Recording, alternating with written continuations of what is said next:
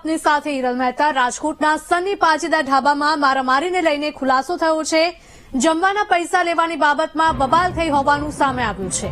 મળતી માહિતી મુજબ ડેપ્યુટી મેયર નરેન્દ્રસિંહ જાડેજાના મહેમાન સની પાજીના ઢાબામાં જમવા ગયા હતા। મહેમાન પાસેથી રૂપિયા ન લેવા સની પાજી સાથે વાત કરી હોવાની વિગત મળી રહી છે। સની પાજીએ ડેપ્યુટી મેયર નરેન્દ્રસિંહ જાડેજાના મહેમાન પાસેથી રૂપિયા લઈ લેતા નરેન્દ્રસિંહ જાડેજાનો ભત્રીજો ઉશ્કેરાયો હતો।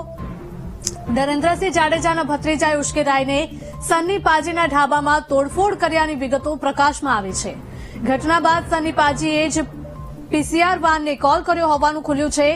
ઘટના બાદથી સની પાજીના ઢાબામાં પોલીસ બંદોબસ્ત ગોઠવી દેવાયો છે। સંવાદદાતા ભાવેશ જોડાયા છે ફોનલાઈન પર। ભાવેશ, જણાવશો કે રાજકોટની આ ઘટના છે, સની પાજીદા ઢાબામાં મારામારી થઈ હતી।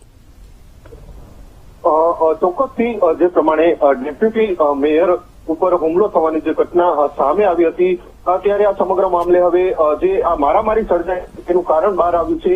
પૈસાની લેતી દેતી મામલે આજે છે તે હુમલો છે તે કરવામાં આવ્યો હતો। ડેપ્યુટી મેયરના પરિવારના કોઈ મહેમાન છે તે સની પાજીના ઢાબામાં જમવા માટે ગયા હતા, જ્યાં રૂપિયા ન લેવા માટે ડેપ્યુટી મેયરે સની પાજીને કહ્યું હતું, પરંતુ સની પાજીએ જે આજે કહી શકાય છે કે જમવાના પૈસા લેતા ડેપ્યુટી મેયર ના પરિવારના સભ્યો છે તે ઉશ્કેરાઈ ગયા હતા અને ત્યારબાદ મારામારી સર્જાઈ હતી।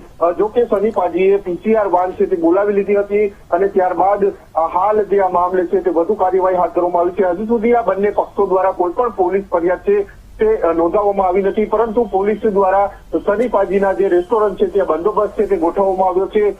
અંદર કોઈ આવી ના જઈ શકે તે માટે બંદોબસ્ત ગોઠવવામાં આવ્યો છે। જ્યારે સની પાજીના ઢાબામાં પણ માથાકૂટ થઈ હતી, જે ખુરશીઓ છે, વાહનો છે, ત્યાં પણ મોટા પ્રમાણમાં તોડફોડ છે તે ઘટના છે તે બની હતી, પરંતુ હજુ સુધી આ બંને પક્ષો દ્વારા કોઈ પણ પોલીસ ફરિયાદ નોંધાવવામાં આવી નથી, જેને લઈને પોલીસે પણ હાલ જે સત્તાવાર નિવેદન છે તે એક પણ પ્રકારનું જાહેર કર્યું નથી। જી બિલકુલ, માહિતી બદલ આભાર ભાવેશ।